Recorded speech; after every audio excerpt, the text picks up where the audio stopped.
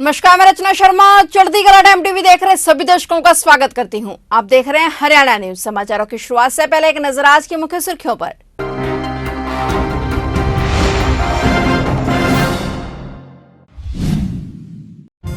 Comedian Raju Srivastava का दिल्ली के AIIMS में निधन। मुख्यमंत्री मनोहर लाल ने राजू श्रीवास्तव के लिए शोक किया व्यक्त।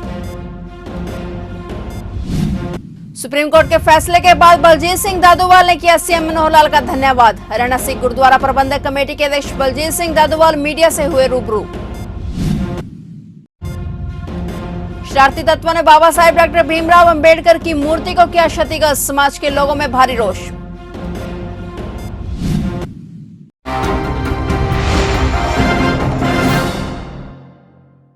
और अब समाचार विस्तार से।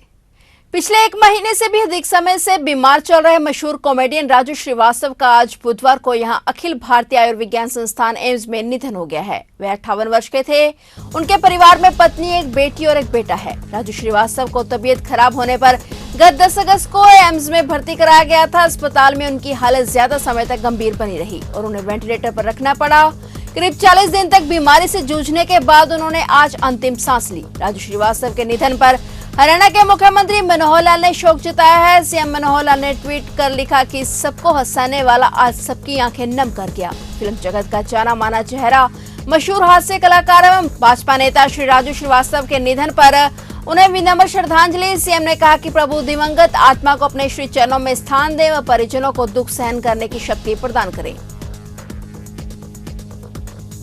हरियाणा सिख गुरुद्वारा प्रबंधक कमेटी के अध्यक्ष बलजीत सिंह दादूवाल आज मीडिया से रूबरू हुए। बलजीत सिंह दादूवाल ने कहा कि सुप्रीम कोर्ट द्वारा हरियाणा सिख गुरुद्वारा कमेटी को मान्यता दी है। इसके लिए प्रदेश भर के सिख समाज के लोगों में खुशी की लहर है। इसके लिए उन्होंने गुरु साहिब का धन्यवाद किया।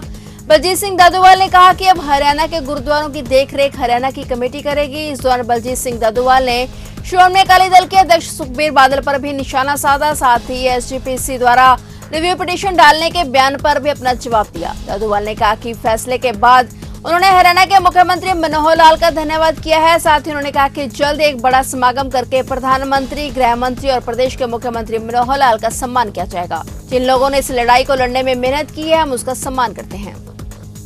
जो हरियाणा सरकार के वलों विधान सभा च बिल पास करके गुरुद्वारा एक्ट 2014 हरियाणा सरकार वलों बनाया गया सीगा। हरियाणा सिख गुरुद्वारा प्रबंधक कमेटी होंद विच आई सी, पर श्रोमणी गुरुद्वारा प्रबंधक कमेटी वालों उस एक्ट नूं चैलेंज करते हुए मानयोग सुप्रीम कोर्ट विच रिट दाखिल की जो पिछले 8 सालों तो सुनवाई अधीन सी। वाहिगुरू अकाल पुरख की कृपा हुई है कि मानयोग सुप्रीम कोर्ट ने कल श्रोमणी गुरुद्वारा प्रबंधक कमेटी की रिट नूं खारिज करके हरियाणा सिख गुरुद्वारा प्रबंधक कमेटी नूं जिहड़ा है वो मानता दित्ती है, जिसका असीं स्वागत करते हैं। वाहिगुरू का शुकराना करते हैं। धन गुरु ग्रंथ साहब का जिन्हां दे अगे साडीआं अरदासां सी ते अरदासां सफल होईआं ने। स्वागत धन्नवाद करते हैं सिख संगतां दा जिन्हां सहयोग दिता। हरियाणा सिख गुरुद्वारा प्रबंधक कमेटी के समुचे मैंबर साहबान ते हरियाणे दीआं संगतां, साडे मानयोग वकील साहबान, हरियाणा के मुख मंत्री साहब श्री मनोहर लाल खट्टर जिन्हां ने पूरा सहयोग दिता। चंगे वकील जिहड़े सी सुप्रीम कोर्ट दे विच भेजे, साडे वकील साहबानां ने चंगी फाइट दित्ती। असीं उन्हां दा धन्नवाद करते हैं। अज हरियाणा सिख गुरुद्वारा प्रबंधक कमेटी सेवा संभाल, धर्म प्रचार प्रसार ते गुरुद्वारियां दे प्रबंध नूं सुचੱਜਾ करन वास्ते बनाई गई ते वो असीं सेवावां निभा रहे हैं। मंत्री साहब का असीं सन्मान करके आए हैं, उन्हां नूं मिठाई मूँह मिठा करा के आए कि उन्होंने साडा पूरा सहयोग दिता। जिस वेले कमेटी बनाई सी चौधरी भुपिंदर सिंह हुड्डा ने, जिस वेले एक्ट बनाया सी उस वेले असीं 4 गुरुद्वारियां दा प्रबंध कीता सी। बाकी गुरुद्वारियां दा प्रबंध सानूं सरकार दवा नहीं सी सकी, जिस करके सुप्रीम कोर्ट दे विच एसजीपीसी चलेगी किन्ने दिनां बाद। ते पर हरियाणा के जिहड़े मौजूदा मुख मंत्री साहब उन्होंने साडा पूरा सहयोग दिता वा, इस करके उन्हां दा धन्नवाद करके आए। कल तां सन्मान ही कीता, बाकी उन्हां दा मूँह मिठा करा के आए हैं। और असीं आउण वाले दिनां दे अंदर जदों पूरी सेवा संभाल लैंदे आ, पूरे हरियाणे का एक वड्डा समागम जिहड़ा वो करके उहदे च मानयोग मुख मंत्री साहब का सन्मान, प्रधानमंत्री साहब का सन्मान, गृह मंत्री साहब का भी असीं सन्मान, जिहदा सानूं समां मिलिया असीं उन्हां दा सन्मान करांगे। घरोंडा में फाटक के पास शरारती तत्वों ने एक बार फिर से बाबा साहेब डॉक्टर भीमराव अंबेडकर की प्रतिमा को क्षतिग्रस्त कर दिया। इससे पहले भी शरारती तत्वों ने 2 बार बाबा साहेब की प्रतिमा को तोड़ दिया था। इसके बाद समाज के लोगों ने मेटल की प्रतिमा चौक पर लगवाई थी। बीती रात धातु की प्रतिमा पर पत्थर फेंके गए, जिससे बाबा साहेब का चश्मा क्षतिग्रस्त हो चुका है। प्रतिमा को नुकसान पहुंचाने से समाज के लोगों में भारी रोष उत्पन्न हो गया और लोगों ने हंगामा शुरू कर दिया। इसके बाद डीएसपी मनोज कुमार, एसएचओ दीपक कुमार और नगरपालिका सचिव रवि प्रकाश शर्मा अपनी टीम के साथ मौके पर पहुंचे और समाज के लोगों को समझा बुझाकर शांत किया। फोटो आज फिर खंडित करने की कोशिश की है, समाज में तनाव है, फिक्र कर रहा है। मेरे को भी इन्फॉर्मेशन मिली थी और मैं सेक्रेटरी साहब और सब तुरंत मौके पहुँचे और हमने FIR तुरंत रजिस्टर कर दी गई और जो भी इसमें दोषी है उसके खिलाफ कार्रवाई की जाएगी और जो भी कैमरे का जो इशू आ रहा है उसको प्रॉपर कोशिश करेंगे, या तो थाने में इसका सर्वर या DVR रखा जाए या फिर सेक्रेटरी ऑफिस में रखा जाए या फिर DSP ऑफिस। तो CCTV कैमरे पे सवाल उठाए जा रहे हैं। नगरपालिका के हैंडओवर था, DVR काफ़ी दिनों से खराब है, सूचित कर दिया गया था, नहीं कार्रवाई की गई। वो अभी मेरी सचिव से बात हुई है, उन्होंने पहले भी चेक किया था लेकिन वो बता रहे हैं कि उसमें पानी चला गया है, दोबारा उनसे कोई डिस्कशन नहीं हुआ। तो अभी एक बार चेक कर लेंगे और उसमें कोई फॉल्ट हुआ तो उसको भी ठीक कराया जाएगा और एक अलग से उसका कंट्रोल जो है या थाने में या DSP ऑफिस में करवाया जाएगा। यमुनानगर के गांव पांचपुर के पास NHAI के ओवरब्रिज जो कि यमुना वर्धन नहर के ऊपर बना हुआ है, इसको चोरों ने नेट बोल्ट खोल दिए थे। इस ओवरब्रिज के ऊपर से हजारों वाहन गुजरते हैं, जिसके चलते एक बड़ा हादसा हो सकता था, लेकिन पास लगते गांव पांचपुर के ग्रामीणों ने इसे देख लिया और इसकी वीडियो बनाकर सोशल मीडिया पर वायरल कर दी। इसको देखकर मीडिया ने इस मुद्दे को गहनता से उठाते हुए उजागर किया तो प्रशासन हरकत में आया और NHAI व पुलिस प्रशासन की टीमें मौके पर पहुंची और कार्रवाई में जुट गई हैं। हमारे पास भी वीडियो किसी ने शेयर की थी तो हमने भी इसकी तफ्तीश की। ये जो यमुनानगर बाईपास जो सहारनपुर रोड है उसका पुल बताया जा रहा है जो कि NHAI के अधीन है। हमने NHAI के भी हमारे जो अधिकारी हैं उनके संज्ञान में भी ये मामला लिया जी, इसको एक बार चेक किया जाए और देखा जाए कि कोई फर्दर कोई ज़्यादा मेजर खतरा ना हो और टाइमली इस पर एक्शन लिया जाए। हरियाणा प्रदेश व्यापार मंडल के प्रांतीय अध्यक्ष व अखिल भारतीय व्यापार मंडल के राष्ट्रीय मुख्य महासचिव बजरंग गर्ग ने टोहाना में अनाज मंडी पहुंचकर व्यापारियों की हड़ताल का समर्थन करने के उपरांत पत्रकार वार्ता में कहा कि सरकार का तानाशाही फरमान के विरोध में हरियाणा के आढ़ती हड़ताल पर हैं। दूसरे दिन भी हड़ताल ऐतिहासिक रही। सरकार द्वारा अनाज की खरीदी ट्रेडिंग से करने के आदेश से प्रदेश के आढ़ती, किसान व पल्लेदारों में बड़ी भारी नाराजगी है, जबकि किसानों की फसल खुली बोली में बेचने से किसानों को अपनी फसल के पूरे भाव मिलते हैं। ई ट्रेडिंग के माध्यम से अनाज बेचने से बड़े बड़े उद्योगपतियों को इससे लाभ होगा। गर्ग ने कहा कि सरकार नए नए फरमान जारी करके किसान व आढ़तियों को बर्बाद करने पर तुली हुई है। मुख्य मुद्दा जो है ई ट्रेडिंग का, सरकार बार बार जब भी फसल का सीजन आता है उस टाइम नए फरमान जारी करके आड़ती और किसानों को बर्बाद करने में लग जाती है। यहाँ तक कि ई ट्रेडिंग का मामले की बात है कि अनाज की फसल की खरीद ई ट्रेडिंग के माध्यम से सरकार करना चाहती है, जबकि ई ट्रेडिंग का फार्मूला वो उचित नहीं है। ई ट्रेडिंग खरीद होने से भाई बाहर का व्यापारी मान लो महाराष्ट्र का है, बंगाल का है या मान लो गुजरात का व्यापारी अनाज मंडी से हरियाणा की मंडियों से जब अनाज खरीदेगा, कैसे दे उसका उठान होगा, कैसे उसका भुगतान होगा, ये बहुत बड़ा चिंता का विषय किसान के लिए और आढ़ती के लिए है। तो मेरी सरकार से मांग है ई ट्रेडिंग का जो फैसला है तुरंत प्रभाव से वापिस ले। धान पर जो मार्केट फीस पहले 1% थी, 50 पैसे मार्केट फीस, 50 पैसे HRDF था, दोनों मिला के 1% था, सरकार ने 4% कर दी। हमारी वही मांग है 4 की बजाय पहले जो 1 थी 1% की जाए। और जहाँ तक कि किसान की हर फसल मंडी के आड़तियों के माध्यम से बिकनी चाहिए और साथ में जो हमारी डमी 2.5% अनेकों सालों से मिलती आ रही है, हर अनाज पर पूरी दामी मिले, उसके अंदर किसी प्रकार की कटौती ना हो। आज पूरे देश के अंदर महंगाई 2 गुना, 3 गुना, 10-10 गुना महंगाई हो चुकी है। जो गैस सिलेंडर 400 रुपये का था वो 1072 का हो चुका है।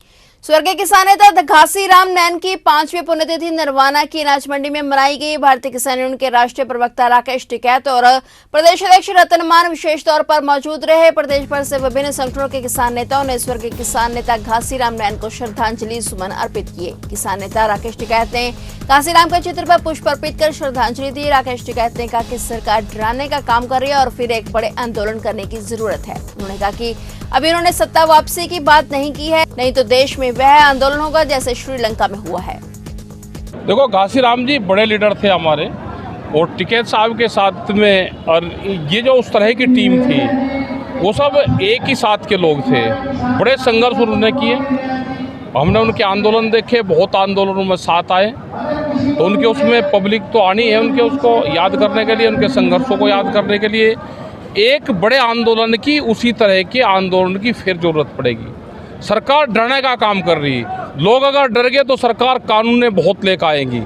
अगर सरकार का मुकाबला कर ले, ये तानाशाह हैं, ये डरपोक भी इतने ही हैं। जितना आप इनके पीछे पड़ोगे ये वापसी जाएंगे। तो अभी हमने कानून वापसी और इस तरह के पॉलिसी ना सरकार लेकर आए, अभी हमने सत्ता वापसी की बात नहीं करी।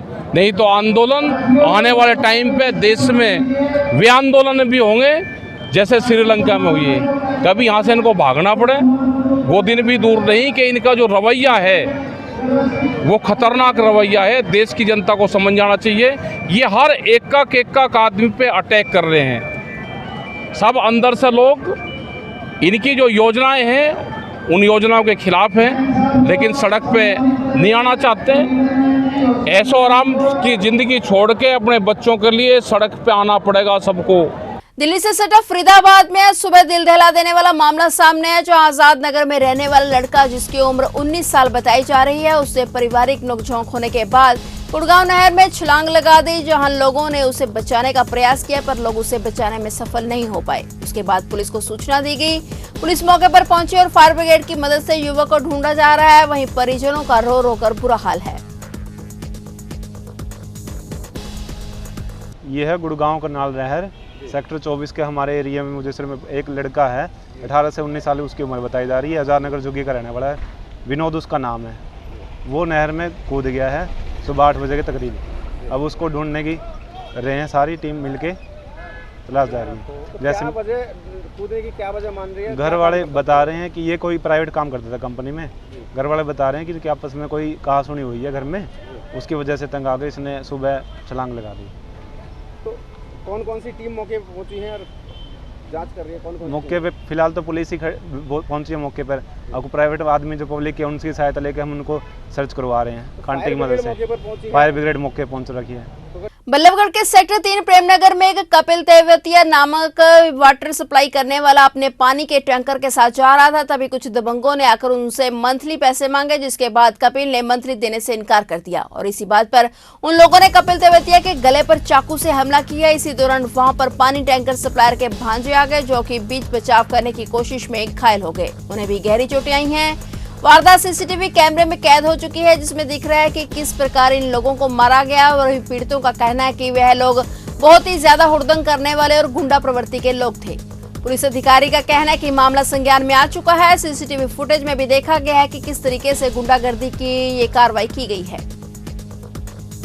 मेरे साथ मैं और मेरा एक लड़का है, हम दोनों पानी काम करते हैं। तो मेरा तो सैलून काम भी है और पानी का काम करते हैं। तो मैं और भी मेरा लड़का हम दोनों पानी सप्लाई कर रहे थे सेक्टर 3 प्रेमनगर में। तो वहाँ अचानक से क्या हुआ, 20 लोग आए और कहते कि हमें मंथली दो आप।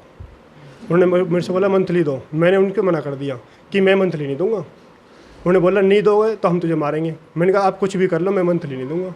उन्होंने क्या किया, इतना सुनते ही उन्होंने मेरे पे पहले हमला किया, मेरे गर्दन पे चाकू मारा उन्होंने। मैं दिखा सकता हूँ, ये चाकू ये। हाँ, उसके बाद मेरे साथ लड़का था, उसे भी थप्पड़ों से मारा था और बहुत ही लात घूसों से सब मारा उसमें। कौन है वो लोग? वो लोग सेक्टर 4 प्रेमनगर, ये पटेल नगर, ये प्रेमनगर है, सॉरी प्रेमनगर थे। ये वाल्मीकि समाज के थे सारे। क्या पुरानी रंजिश है तुम्हारी? नहीं, कोई आज तक मैं उसे जानता तक भी नहीं, कभी पहले कभी देखा नहीं, मिला नहीं। बस ये सुनते कि वो गुंडे हैं। तो झगड़ा किस ऊपर हुआ?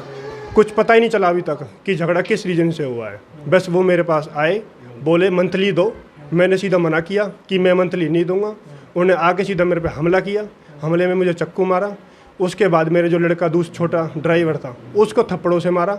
अचानक क्या हुआ, मेरा भांजा वहीं से जा रहा था, उसे लगा झगड़ा नॉर्मल हो रहा है। बट क्या हुआ, उसने देखा तो जैसे उसने देखा उसे लगा कि कोई वैसे नॉर्मल है। वो अंदर आया, उसे देखा तो मामा आए। उसने बोला कि मामा क्या हुआ। जैसे उसने बोला कि मामा क्या हुआ, आते ही उस पर ताबड़तोड़ हमला कर दिया। डंडों से मारा है उसे। डंडे में भी तार लगे हुए थे, जिसके उस सर पे मारी थी, हाथ पैरों में मारी हुई है। आज भी 32 से 33 टाँके आए हैं। सर में भी। तो पुलिस में शिकायत दे दिया आपने? पुलिस में शिकायत मैंने दे दी है, उन्होंने बोला है कि ठीक है हम कार्रवाई करेंगे, अब देखो वो आगे क्या करते हैं। उसमें अभी तफ्तीश जारी है। जो अभियोग में नामजद आरोपी हैं वो उनकी गिरफ्तारी के प्रयास किए जा रहे हैं। इसके अलावा भी बाद तफ्तीश जैसे भी हालात होंगे वैसी कार्रवाई अमल में लाई जाएगी। सर एसीपी सर्विस में तफ्तीश कर रहे हैं, वो किस मुद्दे को लेकर? बस मामले की जांच ही कर रहे हैं, इसमें क्या असल है क्या। किस बात को लेकर लड़ाई झगड़ा किया गया हुआ था? लड़ाई झगड़ा दो पक्षों का आपस में लड़ाई झगड़ा था, किसी बात को कहासुनी उनकी हो गई थी। उस मामले में एक पक्ष को चोट आई थी तो दूसरे पक्ष को कोई चोट नहीं आई थी। बताया जा रहा है कि मछली की बातें आ रही हैं कि हाँ ऐसा ही कुछ था। बाकी ये जांच का विषय है, अभी कुछ नहीं कहा जा सकता। फिलहाल हरियाणा न्यूज में इतना ही और नए समाचारों के साथ फिर से हाजिर होंगे। तब तक के लिए देखते रहिए चढ़ती कला टाइम टीवी।